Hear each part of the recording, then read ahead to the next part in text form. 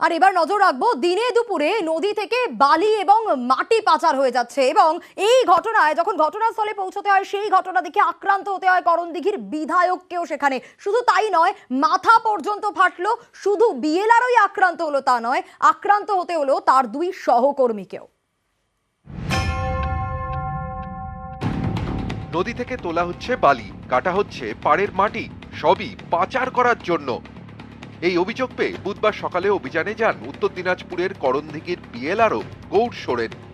ঘটনাস্থলে পৌঁছতেই তার উপর হামলা হয়, মাথা ফাটে বিএলআরওর, আহত হন তার দুই সহকর্মী। এ নিয়ে করণদিঘি থানায় অভিযোগ দায়ের হয়েছে। ওখানে আমরা গিয়েছিলাম বালি রেড করতে। সেখানে বালি না পাওয়ার পর যখন ফিরে আসি, এসে দেখছি রাস্তা দিয়ে গাড়িতে করে বালি যাচ্ছে। তখন আমরা গাড়িটা থামিয়ে বলি যে আপনার কি চালান আছে, থামো। উনি বললেন যে না, মালিক আসছে, গাড়ির মালিক আসছে। এমন সময় দুটা বাইক আসলো, একটা বাইকে দুইজন আর একটা বাইকে তিনজন। কাঠ চেরাই করা যে কাঠগুলো, সেই চেরাই দিয়ে একবার সঙ্গে সঙ্গে নিয়ে আমাদেরকে 5-6 জন মারতে লাগলো।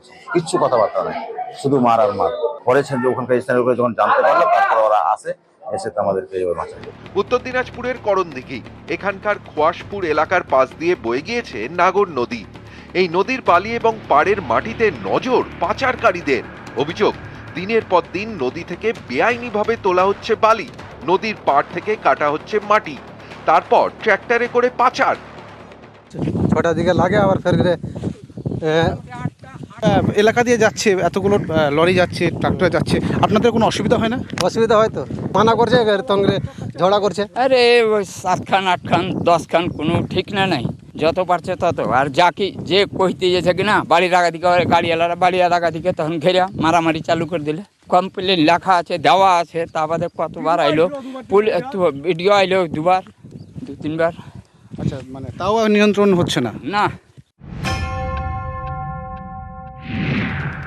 প্রথমে একটি বালি বোঝাই গাড়ি থামান বিএলআরও, নথি দেখতে চান। অভিযোগ, তখন বাইকে চেপে সেখানে পৌঁছয় পাচারকারীরা। বিএলআরও এবং তার দুই সহকর্মীকে মারধর শুরু করে। ভাঙচুর চালানো হয় বিএলআরওর গাড়িতেও।